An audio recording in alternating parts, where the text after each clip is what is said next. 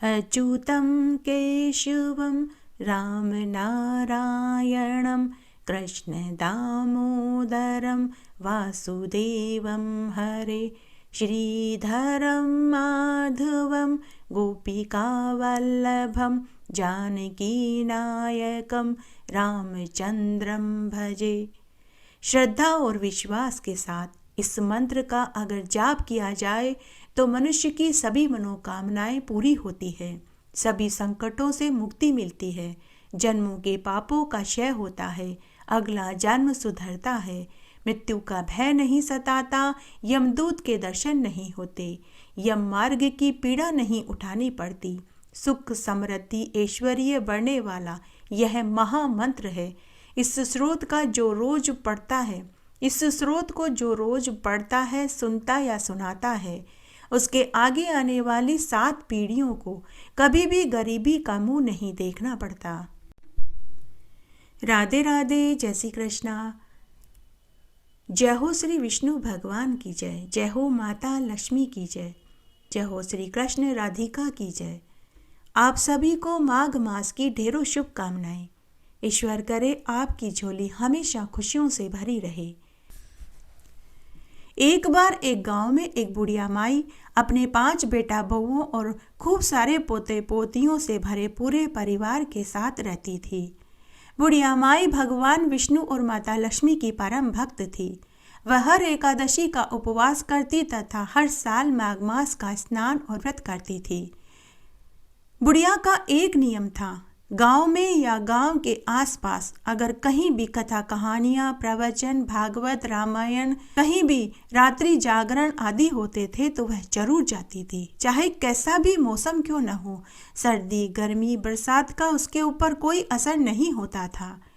बुढ़िया की लगन देखकर गांव वाले और उसके बेटे भी बहुत प्रसन्न रहते थे। अगर कभी बुढ़िया को पता नहीं चलता तो उसके बेटे और गांव वाले आकर उसे खबर देते कि फला फला गांव में फला फला जगह भजन कीर्तन, राम कथा, विष्णु कथा, शिव कथा हो रही है। तो बुढ़िया माई उसी समय अपने 2 जोड़ी कपड़े लेकर वहीं 8-10 दिन के लिए रहने चली जाती थी। बुढ़िया खाना खाए बिना रह जाती, लेकिन प्रभु स्मरण सुने बिना नहीं रह सकती थी।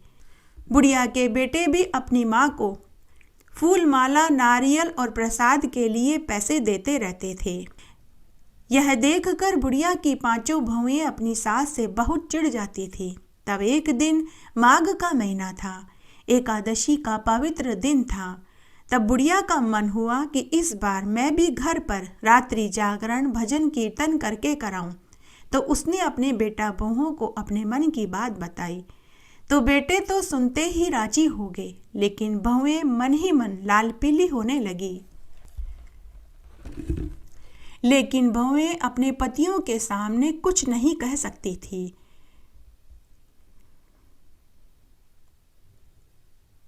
एकादशी आने में अभी 4 दिन शेष थे। तो बुढ़िया ने अपनी बहुओं से कहा कि तुम सब आपस में काम का बंटवारा कर लो। 2 बहुएं पूरे गांव में जाकर रात्रि जागरण में आने का निमंत्रण दे दो। 2 बहुएं प्रसाद बनाने की जिम्मेदारी ले लो और एक बहू जागरण के दिन दरियां बिछाने, भगवान के आसन को सजाने, घर की साफ सफाई करने, सुंदर सुंदर मांडने, तोरण और बांदरवाल बनाने और ठाकुर जी के लिए सुंदर सुंदर वस्त्र बाजार से लाना, फूल माला आदि सजाने का काम कर लो। तो उस समय बुढ़िया की 5 बहुएं अपने अपने पति के सामने अपनी सास से बोली कि सासू माँ आप चिंता मत करो, हम सब कर लेंगे। बुढ़िया का मन हर्ष से उत्साहित हो रहा था। वह उसी दिन गांव में भजन मंडली के पास गई और एकादशी की रात्रि को खुद के घर में भजन आदि करने के लिए बोल आई। तब भजन मंडली ने बुढ़िया माई से कहा कि अरे बुढ़िया माई, हम 5 जने हैं और हम अलग अलग 500-500 रुपए लेंगे। तो बुढ़िया बोली कि बेटा चिंता मत करो, मेरे बेटे तुम्हें 1-1 हजार रुपए देंगे, वे मना नहीं करेंगे। फिर बुढ़िया माई हर मंदिरों में गई। वहाँ मंदिरों की अपनी सभी सहेलियों को एकादशी के दिन रात्रि जागरण में आने का बुलावा देने लगी। तो बुढ़िया की सभी संगी सहेलियां यह सुनकर बहुत खुश हुई और बोली कि बहन, तेरी दिल की इच्छा आज पूरी हो जाएगी। तेरी बहुत दिनों से इच्छा थी कि मैं घर पर रात्रि जागरण कराऊं। आज तेरी मन की मुराद पूरे होने जा रही है। यह सुनकर बुढ़िया और भी खुश हो गई। उधर घर में उसी रात्रि को पांचों बहुएं आपस में बातें कर रही थी और योजना बना रही थी कि कैसे रात्रि जागरण के कार्यक्रम को खराब किया जाए। तब बड़ी बहू बोली कि मैं तो जब से इस घर में शादी होकर आई हूँ तभी से इस बुढ़िया के प्रभु भक्ति के नखरों को सुनकर थक चुकी हूँ। तो दूसरी बहू बोली कि जीजी, मेरे तो इन भजनों को सुनने से सिर दुखने लगता है। तो तीसरी, चौथी और पांचवी बहू बोली कि जीजी, सासू माँ घर से बाहर जाकर कथाएं सुनती थी वो तो ठीक था, परंतु अब यह सब घर में भी होने लगेगा, यह बर्दाश्त नहीं हो रहा है। हमारे तीनों के बच्चे तो अभी बहुत छोटे हैं। रात भर इस तरह भजन चलते रहेंगे तो वे कैसे सो पाएंगे। अगर इस बार सासू माँ को रात्रि जागरण करने दिया तो यह बुढ़िया तो आए दिन करने को बोलेगी। तब बड़ी बहू बोली कि और तो और, हम सब के पति भी निरा मूर्ख हैं, अपनी माँ की हाँ में हाँ मिलाते रहते हैं। तब उन सब ने उस दिन एक योजना बनाई कि प्रसाद की जगह कंकड़ पत्थर रख देंगे और लाल कपड़े से ढक देंगे तथा मिश्री की जगह बजरी और मक्खन की जगह गाय का गोबर रख देंगे तथा भगवान को चढ़ाने के लिए एक कटोरी में माखन, मिश्री और तुलसी का पत्ता रख देंगे। जब बुढ़िया प्रसाद बांटने लगेगी और प्रसाद की जगह कंकड़, पत्थर, मिट्टी और गोबर देखेगी तो अपन सब कह देंगे कि सासू माँ, हमने तो माखन, मिश्री और 56 भोग ही रखा था, आपकी ही भक्ति में कोई कमी रह गई होगी। तो यह प्रसाद कंकड़, पत्थर और गोबर में बदल गया। योजना को सुनकर सभी पांचों बहुएं मन ही मन खुश हो रही थी। दूसरे दिन से बुढ़िया की पांचों बहुएं ऐसा दिखावा कर रही थी कि जैसे उन्हें रात्रि जागरण कराने की बहुत खुशी हो रही हो। सब बढ़ चढ़कर काम करने लगी। 2 बहुएं पूरे गांव भर में न्योता देने चली गई। 2 बहुएं बाजार से प्रसाद का सामान खरीदने का नाम लेकर चली गई और एक बड़ी बहू घर आंगन को धोने, साफ सफाई करने में लग गई। इस तरह एकादशी का दिन भी आ गया। एकादशी के दिन बड़ी बहू ने सुंदर सुंदर मांडने मांडे, घर के प्रत्येक दरवाजे पर तोरण और बंदरवाल बांधे, भगवान का सुंदर आसन बनाया, फूल माला से दरबार सजाया, घी का अखंड दीपक जलाया, जगह जगह अगरबत्ती जलाकर के खुशबू की गई। आंगन में सुंदर सुंदर दरियां बिछाई गई। उस दिन बुढ़िया सुबह से ही खुश थी। उस दिन उसका माघ मास का स्नान और व्रत तो था ही, साथ ही एकादशी का भी उपवास था। पूरा दिन भगवान विष्णु और माता लक्ष्मी का पूजन करने में बीत गया। रात्रि का समय आ गया। बुढ़िया को तो पता ही नहीं चला कि कब रात्रि के 8 बज गए कि तब तक भजन मंडली घर पर आ गई। गांव के आसपास के प्रभु भक्त भी आ गए। बुढ़िया की सभी मंदिर की सहेलियां आ गई। भगवान की आरती के साथ रात्रि जागरण शुरू हुआ। भजन मंडली सुंदर सुंदर भजन सुना रही थी तो कुछ प्रभु भक्त नृत्य कर रहे थे तो कुछ मंजीरे और तालियां बजा रहे थे। बुढ़िया उस दिन बहुत खुश थी। उसने भगवान से अपने और बेटा बहू और पोते पोतियों की खुशहाली की दुआएं मांगी। इस तरह भजन गाते और सुनते सुनते सुबह के 6 बज गए। सुबह की आरती के बाद कार्यक्रम समाप्त हुआ। तब मंदिर के पुजारी ने भगवान को माखन मिश्री का भोग लगाया। तब बुढ़िया ने अपनी 5 बहुओं से कहा कि तुम सब प्रसाद का वितरण करो। तो 2 बड़ी बहुएं अपनी सास से बोली कि सासू माँ, हमने तो सबके लिए चूल्हे पर चाय चढ़ाई है, हमारे पास तो समय नहीं है। फिर बुढ़िया ने 3 छोटी बहुओं से कहा तो तीनों छोटी बहुएं बोली कि सासू माँ, हमारे बच्चे रात भर सो नहीं पाए, हम उन्हें सुलाने जा रहे हैं। तभी बुढ़िया के 5 बेटे बोले कि माँ तुम चिंता मत करो, हम प्रसाद बांट देंगे। 5 बेटे उठकर प्रसाद के पास पहुँचे और प्रसाद के ऊपर से कपड़ा हटाया तो कंकर, पत्थर, रबड़ी रसमलाई में बदल गए। बजरी और मिट्टी मिश्री में बदल गई और गाय का गोबर स्वादिष्ट मक्खन में बदला हुआ था। ऊपर बैकुंठ में बैठे भगवान विष्णु और माता लक्ष्मी ने सोचा कि यह बुढ़िया हमारी परम भक्त है, इसकी बहुओं की करनी का फल बुढ़िया को नहीं मिलना चाहिए। बुढ़िया माई के सत के प्रताप से कंकड़, पत्थर, मिट्टी और गोबर को स्वादिष्ट प्रसाद में भगवान ने बदल दिया था। पांचों बेटे दोना भर भर के रबड़ी और रसमलाई बांटने लगे, माखन मिश्री का प्रसाद देने लगे। पूरे गांव वाले प्रसाद पाकर और रात्रि जागरण का आनंद लेकर बुढ़िया और उसके बेटे बहुओं की बड़ाई करते हुए चले गए। जब कंकड़, पत्थर, मिट्टी और गोबर को प्रसाद में बदला हुआ पांचों बहुओं ने देखा तो उन्हें महान आश्चर्य हुआ। उनके पांव के नीचे से जमीन और सिर से जैसे आसमान गायब हो गया।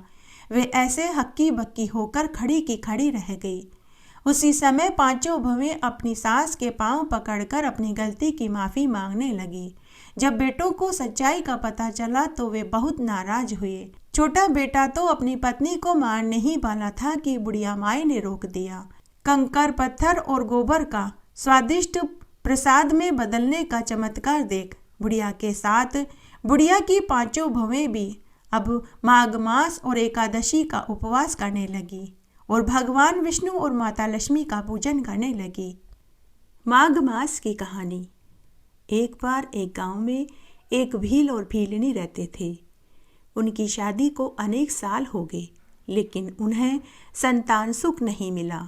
दोनों भील भीलनी जंगल में से लकड़ियां बीन कर गांव की हाट में बेचते थे। उससे जो पैसा मिलता उससे वे आटा, नमक, मिर्च लाते और मिर्ची रोटी खाकर अपना गुजर बसर कर रहे थे।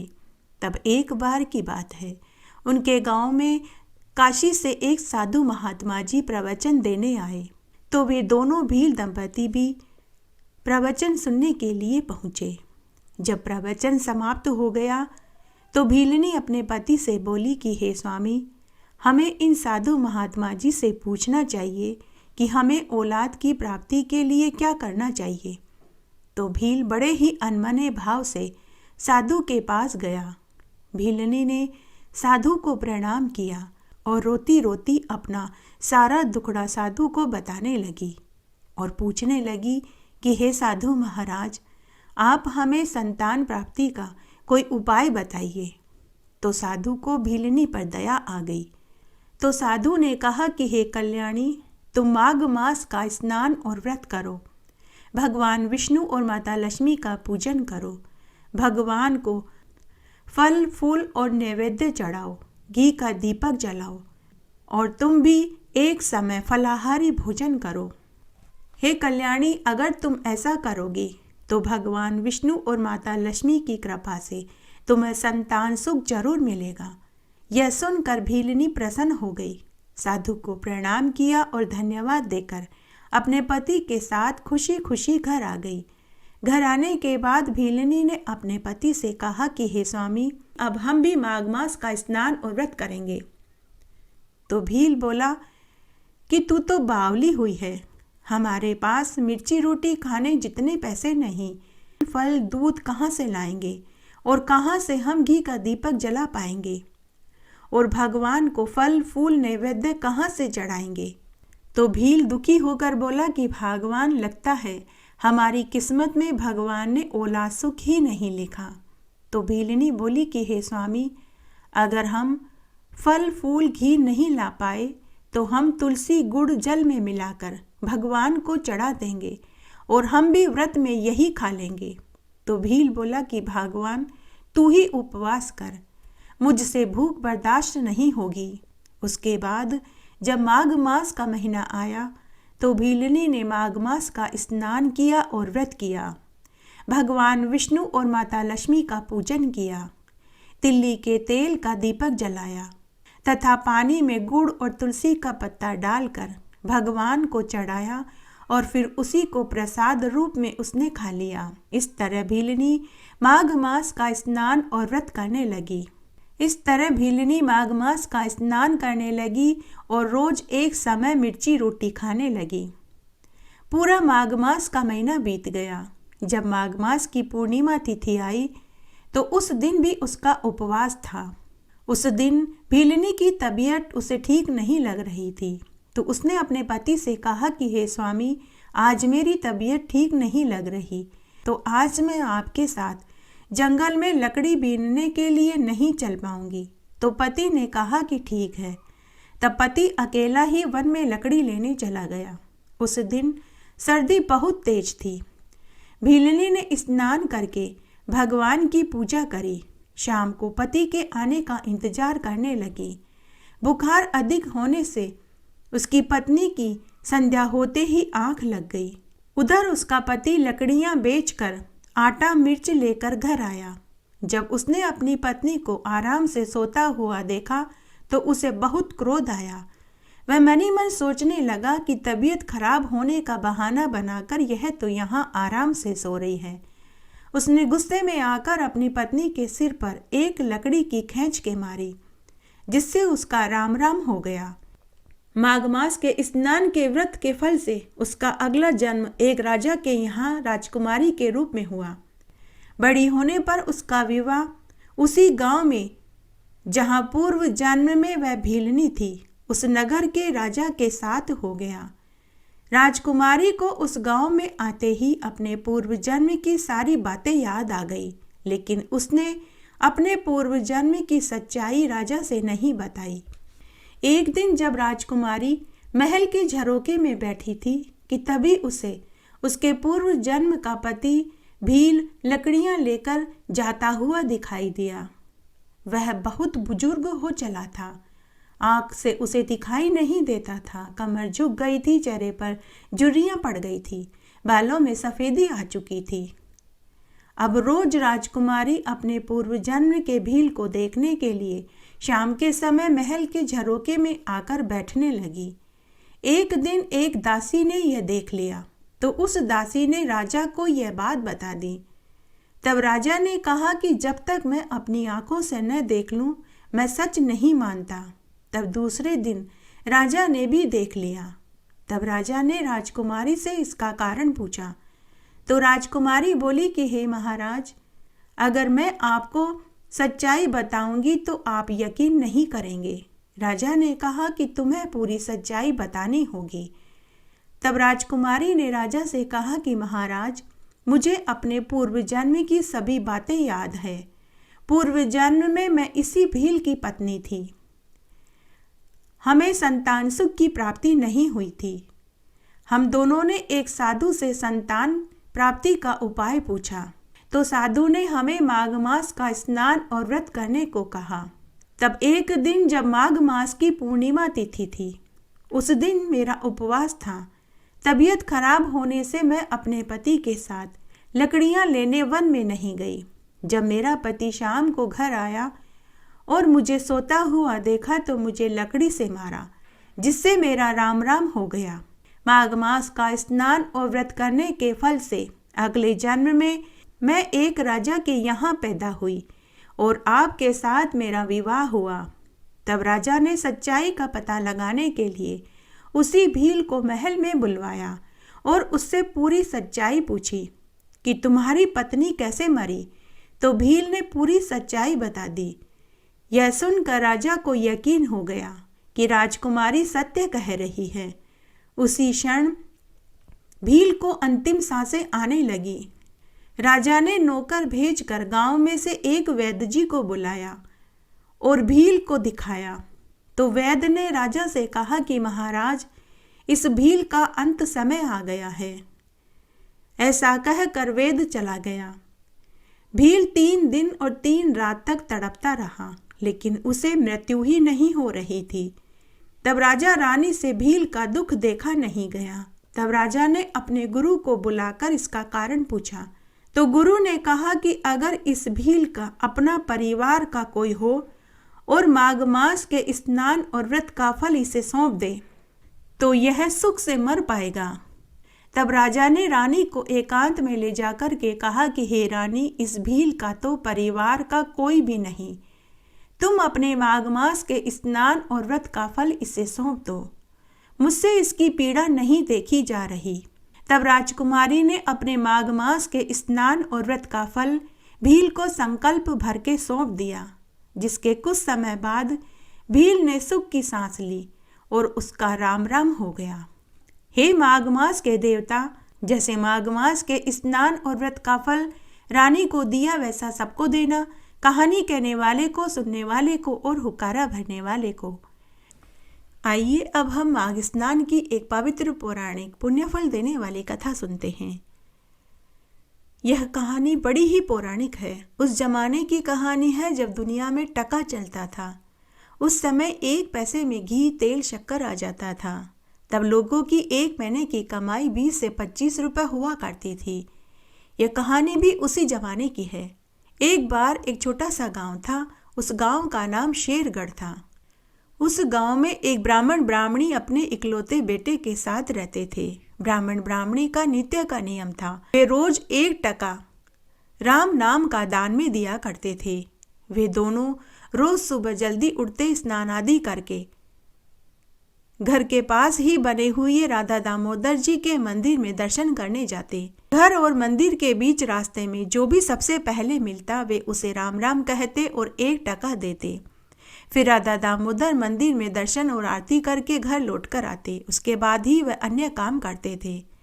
अब ब्राह्मण की मृत्यु हो चुकी थी, बेटे का विवाह हो चुका था। ब्राह्मणी मीना देवी बुजुर्ग और बीमार रहने लगी, लेकिन उसने राम नाम का टका देने का नियम जारी रखा। तब एक दिन शाम के समय बुढ़िया माई अपने बेटे से टका मांगने लगी और बोली कि बेटा, मैं सुबह मंदिर जल्दी जाती हूँ और तू देर से उठता है, इसलिए तू मुझे अभी ही टका दे दे।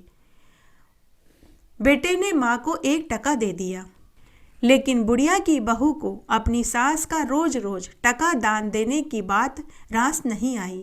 उसी रात्रि को बुढ़िया की बहू ने अपने पति के कान भर दिए कि आपकी माँ रोज रोज 1 टका दान देती है, हमारे क्या पैसों की खान लगी है।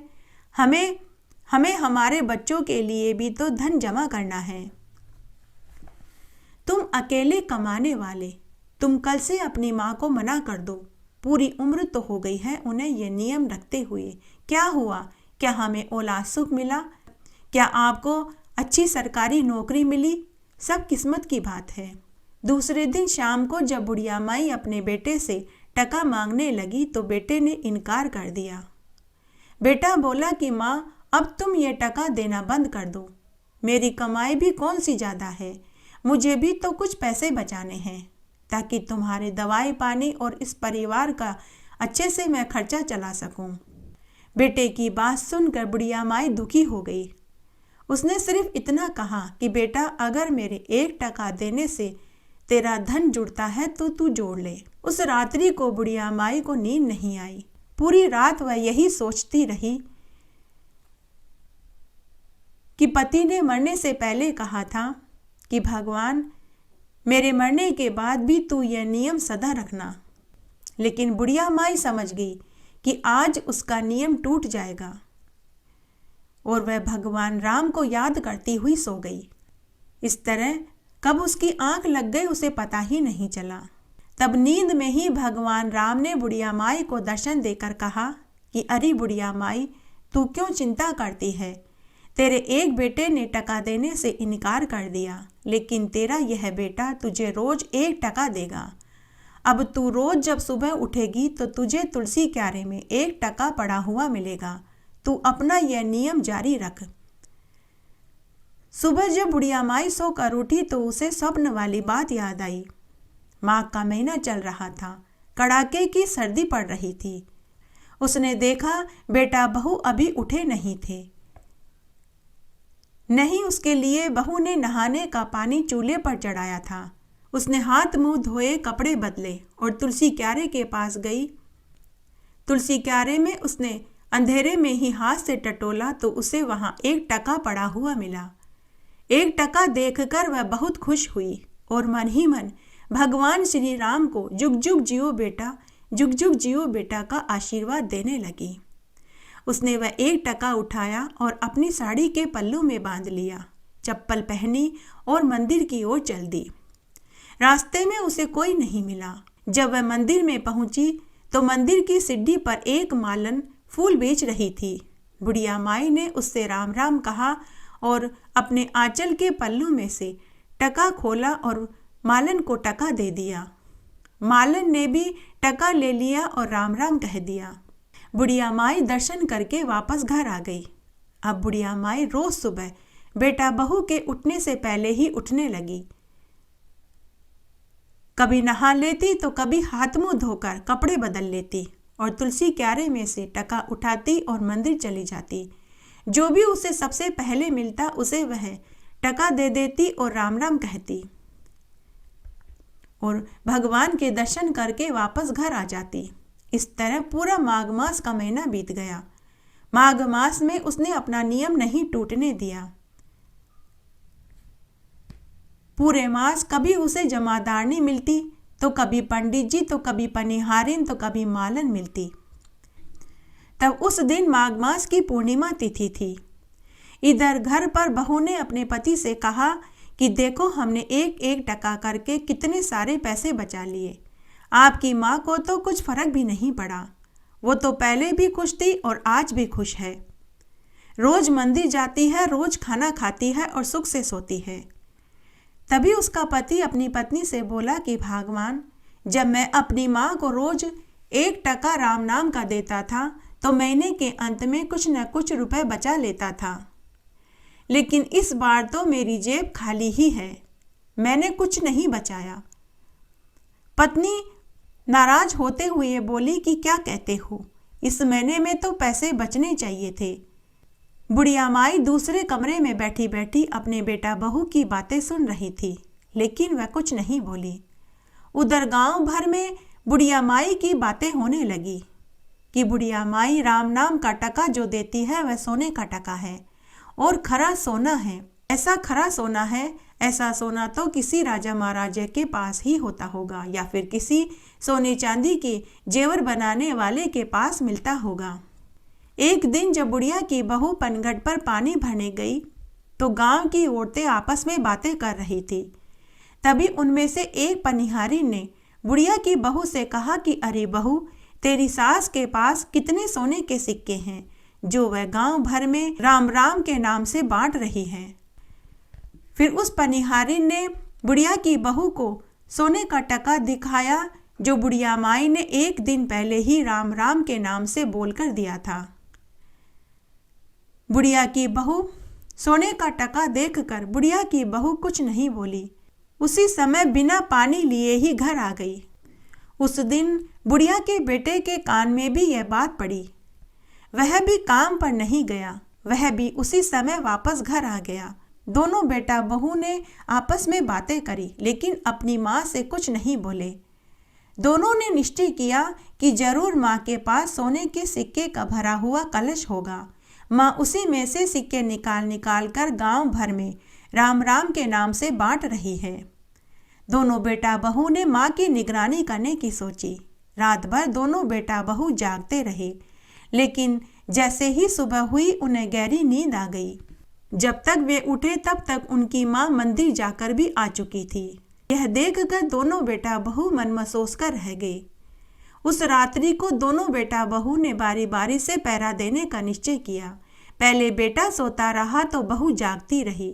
फिर आधी रात्रि के बाद बहू सो गई तो बेटा निगरानी करने लगा। लेकिन भगवान श्री राम ने ऐसी माया रची कि बुढ़िया के उठने का जैसे ही समय हुआ वैसे ही बेटा बहू को गहरी नींद आ गई।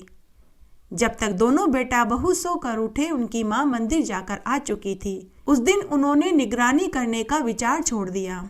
दोनों बेटा बहू ने निश्चय किया कि अब हम सुबह जल्दी उठकर चादर ओढ़कर मंदिर के रास्ते में बैठ जाएंगे। राम नाम का सिक्का तो हम ही लेंगे। उस दिन भगवान श्री राम की कृपा से भगवान ने दोनों बेटा बहू को जगाए रखा। दोनों बेटा बहू सुबह तड़के उठकर चुपचाप मंदिर के रास्ते में चादर ओढ़कर बैठ गए। ब्राह्मणी रोज की तरह सुबह जल्दी उठी। स्नान आदि करके जब वह तुलसी क्यारे के पास टका लेने गई तो उस दिन उसे 2 टके पड़े हुए मिले। ब्राह्मणी को बड़ा आश्चर्य हुआ कि रोज तो 1 टका पड़ा हुआ मिलता था, आज तो यहाँ 2 टके पड़े हैं। ब्राह्मणी ने सोचा कि इसमें भी जरूर भगवान की ही कोई लीला छिपी होगी। ब्राह्मणी ने दोनों टके उठा लिए और भगवान के दर्शन करने के लिए मंदिर की ओर चल दी। अभी वह आधे रास्ते में ही पहुंची थी कि उसे दो जने चद्दर ओढ़ कर बैठे हुए दिखाई दिए। उस दिन थोड़ा अंधेरा हो रहा था क्योंकि बादलवाई हो रही थी। ब्राह्मणी ने उन दोनों को राम राम कहा तो वे दोनों भी राम राम बोले। ब्राह्मणी ने दोनों को एक एक सोने का टका दे दिया और वह मंदिर दर्शन करने के लिए आगे बढ़ गई। थोड़ा आगे जाने पर ब्राह्मणी ने महसूस किया कि यह आवाज़ तो जानी पहचानी सी लग रही है, लेकिन उसे मंदिर जाने की जल्दी थी। भगवान के पट बंद होने वाले थे, उसे भगवान के दर्शन करने थे, तो वह मंदिर चली गई। दोनों बेटा बहू पीछे से घर आ गए। घर आकर उन्होंने टका देखा तो वह सच में सोने का टका निकला। बुढ़िया माई भगवान के दर्शन करके घर आई तो बेटा बहू दरवाजे पर टकटकी लगाए बैठे हुए मिले। वे तो अपनी माँ का पहले से ही इंतजार कर रहे थे। बुढ़िया माई के आते ही दोनों ने एक साथ पूछा कि माँ, आपके पास इतने सारे सोने के टके कहाँ से आए? बुढ़िया माई को तो बिचारी को पता भी नहीं था कि जो टका राम राम के नाम का वह दे रही है वह सोने का टका है। बुढ़िया माई ने अपने बेटा बहू को पूरी सच्चाई बता दी।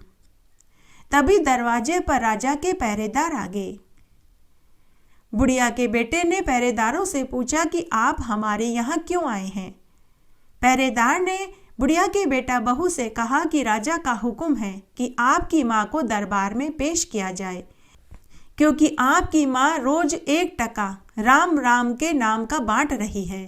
वह सोने का सिक्का वह कहाँ से लाती है? यही पूछने के लिए राजा जी ने तुम्हारी माँ को महल में बुलाया है। तब बेटा बहू अपनी माँ के साथ राजा के दरबार में पहुँचे। तब राजा ने बुढ़िया माई से पूछा कि अरे बुढ़िया माई, सच सच बता, तेरे पास इतने सारे सोने के सिक्के कहाँ से आए? क्या चोरी करी, डाका डाला, क्या किया? तब बुढ़िया माई ने राजा को पूरी सच्चाई बता दी कि मैंने और मेरे दिवंगत पति ने रोज राम राम के नाम का एक टका देने का नियम लिया था। मेरे पति को मरे हुए 10 बरस हो चुके हैं। मेरे पति ने मुझसे वचन लिया था कि जब तक मैं जीवित रहूं तब तक इस नियम को जारी रखूं, लेकिन एक दिन मेरे बेटा बहू ने मुझे टका देने से इनकार कर दिया। उस रात को मैं बहुत दुखी थी। भगवान श्री राम को याद करके सोई तो अर्धरात्रि में भगवान ने मुझे दर्शन देकर कहा कि बुढ़िया माई, तुझे रोज एक टका तुलसी क्यारे में पड़ा हुआ मिलेगा। तू अपना यह नियम बनाए रख। दूसरे दिन से रोज मुझे एक टका तुलसी क्यारे में मिलने लगा, जिसे मैं रोज राम राम के नाम से बांट रही हूँ। मुझे तो यह भी नहीं मालूम कि जो टका मैं राम राम के नाम से दे रही हूँ वह सोने का टका है। मुझे तो खुद आज आपके पहरेदार के आने से पहले मेरे बेटा बहू ने बताया, लेकिन राजा को बुढ़िया की बात पर यकीन नहीं हुआ। राजा ने बुढ़िया के तुलसी क्यारे को उठवाकर खुद के महल में मंगवा लिया और बुढ़िया को और उसके बेटा बहू को छोड़ दिया। बुढ़िया अपने बेटा बहू के साथ वापस अपने घर आ गई। दूसरे दिन बुढ़िया माई फिर से सुबह जल्दी उठी तो उसे फिर से तुलसी क्यारे की मिट्टी में एक टका पड़ा हुआ मिला। बुढ़िया ने अपना धर्म निभाया। उधर उसी रात्रि को राजा को स्वप्न में भगवान राम ने दर्शन देकर कहा कि हे राजन, तुमने बुढ़िया के तुलसी क्यारे को महल में मंगवाकर गलत किया।